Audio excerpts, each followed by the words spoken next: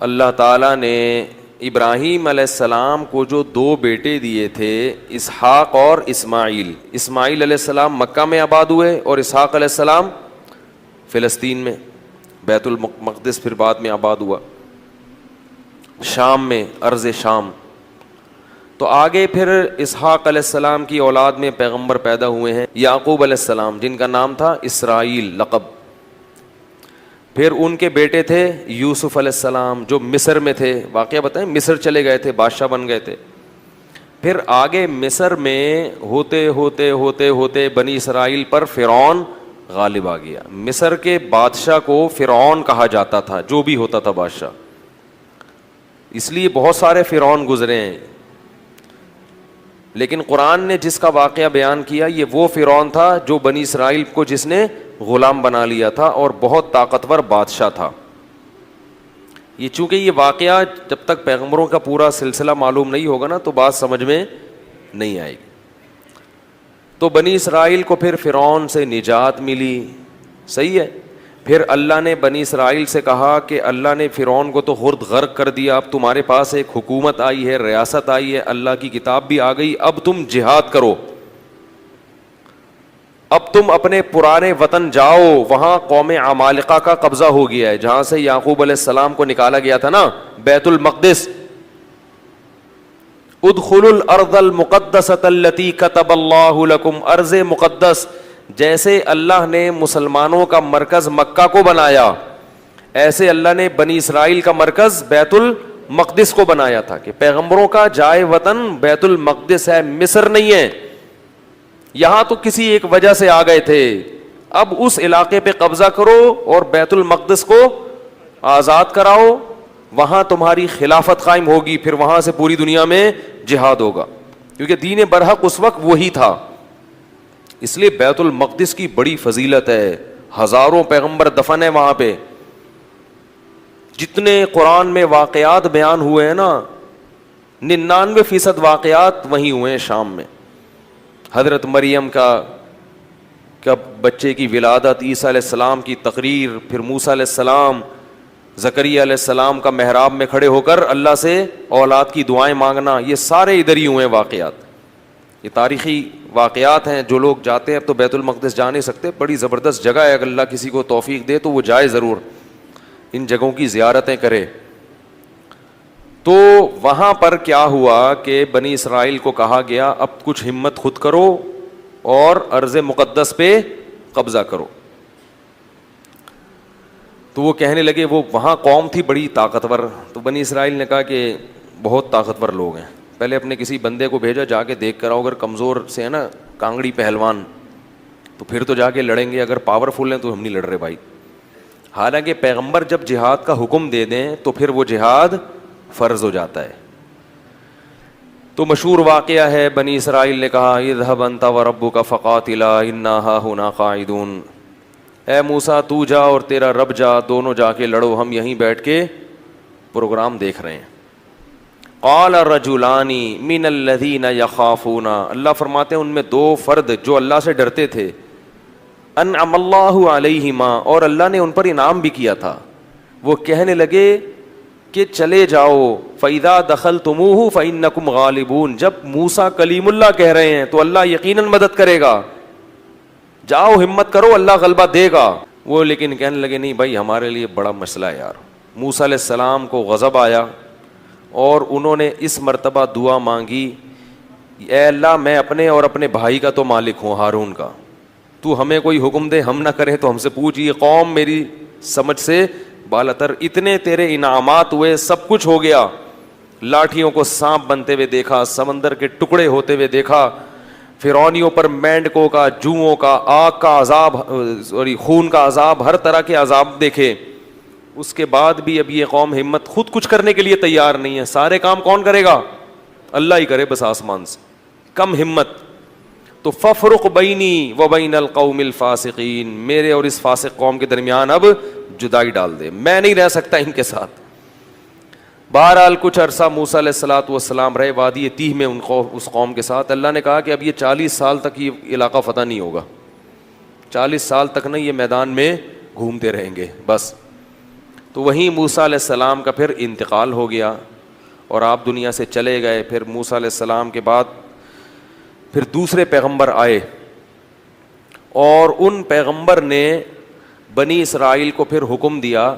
بنی اسرائیل خود کہنے لگے کہ ہمیں آپ جہاد کا حکم کیوں نہیں دیتے ہیں بھائی, ہم بھی کچھ علاقہ فتح کریں ٹھیک ہے, اور ہمیں ہمارے گھروں سے نکالا گیا اور ظلم کیا گیا. الم تر الی الملأ من بنی اسرائیل من بعد موسیٰ, اللہ فرماتے ہیں موسیٰ کے بعد بنی اسرائیل کی ایک جماعت تھی, کیا تم نے ان کو دیکھا؟ تو اس وقت کے نبی نے ان سے کہا کہ تم سے امید یہ ہے کہ جب تم پر جہاد فرض ہوگا تو تم لڑو گے نہیں, خالی پیلی کی باتیں پھینک رہے ہو. بہت سے لوگ باتوں میں بڑے فنٹر ہوتے ہیں نا, جب کام آئے تو, اس لیے اللہ سے عافیت ہی مانگنی چاہیے بھائی. تو انہوں نے کہا نہیں ہم لڑیں گے. تو پھر جب ان پر جہاد فرض ہو گیا, نبی نے, اللہ نے ایک انہی میں سے کسی ایک کو کمانڈر بنایا جس کا نام تھا طالوت. طالوت کو کمانڈر بنایا تو وہ کہنے لگے کہ اب چونکہ لڑنا نہیں تھا نا, بہانے تراشنے لگے, تو کہنے لگے یہ والا کمانڈر ہمیں قبول نہیں ہے, جہاد کے لیے تو ہم تیار ہیں مگر یہ والا کمانڈر نہیں چلے گا کیونکہ یہ غریب ہے. دولت مند آدمی کو ہمیشہ غریب آدمی کی اتباع سے عار محسوس ہوتی ہے. تو طالوت جو تھے نا وہ غریب تھے اور ان کو پیغمبر نے کیا بنا دیا؟ کمانڈر, اور کہا کہ یہ میں نے اللہ کے حکم سے بنایا ہے لہذا مانو. کہنے لگے انا یکون لہ الملک علینا, یہ کہاں سے امیر ہو گیا بھائی؟ نحن احق بالملک منہ, ہم زیادہ حقدار ہیں, ہم میں سے کسی کو بناؤ, ہم میں جو ہے نا بڑے بڑے قوم کے سردار. تو نبی نے کہا کہ نہیں, یہ سلیکشن اللہ کی طرف سے ہے. اور ان کے برحق ہونے کی ایک علامت یہ بھی ہے کہ حضرت موسیٰ اور ہارون علیہ السلام کی کچھ یادگاریں, کچھ تبرکات, جو ان کی کچھ اشیاء تھیں. بنی اسرائیل کیا کرتے تھے کہ جب بھی کہیں جہاد میں جاتے تھے تو حضرت موسیٰ علیہ السلام کی لاٹھی اور اس طرح کی کچھ چیزیں جو ان کے پاس رہ گئی تھی نا, وہ لے کے جاتے تھے تو اللہ ان کو فتح عطا فرماتا تھا, اس کی برکت تھی. کیونکہ وہ ظاہر ہے متبرک لاٹھی تھی نا حضرت موسیٰ علیہ السلام, اب اس سے سانپ تو نہیں بنتا تھا, لیکن ہارون علیہ السلام اور موسیٰ علیہ السلام کی اس طرح کی چیزوں کو تبرک کے طور پر وہ استعمال کرتے تھے اور اللہ کی مدد شامل حال ہو جاتی تھی. تو بنی اسرائیل کو طالوت نے پھر انہوں نے جو ہے نا وہ تابوت آیا جس میں وہ تھی, تو فرشتے اس کو لے کر آئے, تو ان کو اطمینان ہو گیا کہ اب اللہ کی مدد یقیناً ہوگی, تو میدان جنگ میں اس کو لے کے جاؤ ساتھ. قرآن میں آتا ہے کہ جب حضرت طالوت علیہ السلام لشکر لے کے نکلے ہیں تو انہوں نے اپنی قوم سے کہا کہ دیکھو لڑائی کیونکہ بہت سخت ہے, دشمن بہت طاقتور ہے اور ہم ہیں کمزور, تو اللہ تمہیں پہلے آزمائے گا, یعنی اللہ کی مدد کے لیے جنگ میں فتح نہیں ہو سکتی. تو اسباب میں تو ہم کمزور ہیں, اللہ تمہیں امتحان کرے گا کہ تم میں تقویٰ ہے یا نہیں ہے. اس امتحان میں کامیاب ہو گئے تو جو کامیاب ہوں گے ان کو تو فتح ملے گی, اور جو اس امتحان میں کامیاب نہیں ہوئے وہ کیا کھائیں گے؟ شکست کھا کے بھاگ جائیں گے, وہ لڑنے کی طاقت نہیں رہے گی. اور وہ امتحان یہ ہے کہ تمہیں پیاس لگے گی مگر نہر میں سے کسی نے پانی, بولو بھائی, نہیں پینا. پیاس لگے گی, یہ پیاس بعد میں ختم ہو جائے گی, مگر اس وقت اللہ نے امتحان لیا ہے کہ ایک آدھ چلو پینے کی اجازت ہے, پیٹ بھر کے پانی پینے کی اجازت نہیں ہے. اس میں کامیاب ہو گئے تو لڑنے کی طاقت بھی اللہ دے دے گا تمہیں. قرآن کہتا ہے جب وہ نہر پار کی ہے نا, فشربوا منہ الا قلیلا منہم, تھوڑے سے لوگ تھے جنہوں نے پانی نہیں پیا, پوری قوم نے پی لیا. اتنی اللہ نے نشانیاں دکھائیں, سب کچھ کیا, مگر پھر بھی کیا کر رہے ہیں؟ پیٹ بھر بھر کے کہہ رہے ہیں دیکھا جائے گا یار, دیکھا جائے گا یار. اس کا نقصان کیا ہوا, اس گناہ کی نحوست کیا ہوئی کہ جب سامنے طاقتور لشکر دیکھا اور اس کا کمانڈر تھا جالوت, جو بڑا پہلوان جالوت تھا جیم کے ساتھ, بہت طاقتور, بہت پہلوان, اس کو دیکھا, اڑے بھائی اس کا قد دیکھو, اس کی باڈی دیکھو, ہے بھائی لگ رہا ہے کسی جم سے آ رہی ہے. اور یہ لوگ دیکھو اتنا بڑا لشکر. تو جنہوں نے پانی پیا تھا نا وہ کہنے لگے لا طاقت لنا اليوم بجالوت وجنودی, آج ہمارے پاس طاقت نہیں ہے جالوت اور اس کے لشکر سے لڑنے کی, یہ نہیں ہو سکتا بھائی. اس سے پتہ چلتا ہے گناہ کرنے سے ہمتیں پست ہو جاتی ہیں. اللہ کی نافرمانی کرنے سے کیا ہوتا ہے؟ ہمتیں پست، کچھ بھی نہیں کر سکتے دنیا میں، اللہ کے لیے کچھ نہیں کر سکتے. پھر لا طاقت اليوم بجالوت وجنودی قال الذين يظنون انهم ملاقو اللہ. اللہ فرماتے وہ لوگ جن کو اللہ سے ملاقات کی امید تھی کہ ایک دن اللہ کے سامنے کھڑے ہوں گے، اس کا ہمیں بدلہ مل جائے گا، وہ کہنے لگے کہ کم من فئۃ قلیلۃ، دیکھو کتنی ہی بار ایسا ہوا ہے کہ ایک چھوٹی سی جماعت کو اللہ نے بڑی جماعت پر غلبہ دیا ہے. ہمت کرو، کیونکہ پیغمبر کے حکم پہ آئے ہیں. ہم خود سے جب آئیں گے تو دو رائے ہو سکتی ہے نا کہ بھئی صحیح کیا غلط کیا. اب تو اللہ کہہ رہا ہے تو غلط ہو ہی نہیں سکتا، اور اللہ نے ہمیں شکست دینے کے لیے تھوڑی بلایا ہے، تو اللہ غلبہ دے گا. تو اب جب لڑائی شروع ہوئی ہے تو اتنی زبردست انہوں نے دشمن نے حملہ کیا کہ قرآن کہتا ہے کہ یہ جو تھوڑے سے لوگ میدان جنگ میں ڈٹے نا، ان کو اندازہ ہو گیا کہ ہمارے قدم یہاں ٹھہر نہیں سکتے، ہم نہیں ٹھہر سکتے. تو اب اللہ سے دعا مانگ رہے ہیں، ربنا افرغ علینا صبرا وثبت اقدامنا وانصرنا علی القوم الکافرین. کیسے عجیب الفاظ ہیں، اے اللہ ہم پر صبر کو انڈیل دے. انڈیلنا کسے کہتے ہیں؟ جیسے بالٹیاں بھر بھر کے پانی کسی کے اوپر ایک تو ہوتا ہے نا ڈالنا، یہ نہیں کہہ رہے اے اللہ ہمیں صبر کی توفیق دے دے، نا نا نا نا نا. صبر کی توفیق تو چھوٹے موٹے غموں میں ہوتی ہے، یہاں تھوڑا سا صبر نہیں چاہیے، بہت بہت مشکل ہے بھائی، لڑنا بہت مشکل ہے. وثبت اقدامنا، اور ہمارے قدموں کو یہاں پر جما دے، یہاں پہ اکھڑنے نہ پائیں، ہم تجھ سے دعا مانگتے ہیں. وانصرنا علی القوم الکافرین، اور ان کافروں پر ہمیں ہماری مدد کر. کیسا منظر ہوگا، اور اللہ کو اس طرح سے لڑنے والوں پر کتنا پیار آتا ہوگا. اس لیے یاد رکھو جہاد کی بہت بڑی فضیلت ہے اسلام میں.